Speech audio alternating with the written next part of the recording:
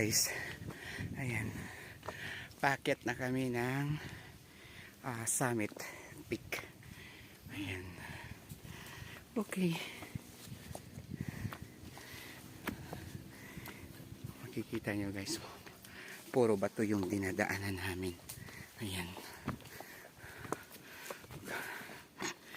Puro bato. Kasing tigas ng puso ko. Ayan guys.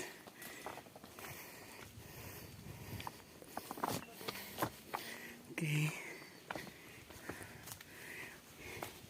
Ito yung kauna-unahang akyat ko sa taong ito. 2024.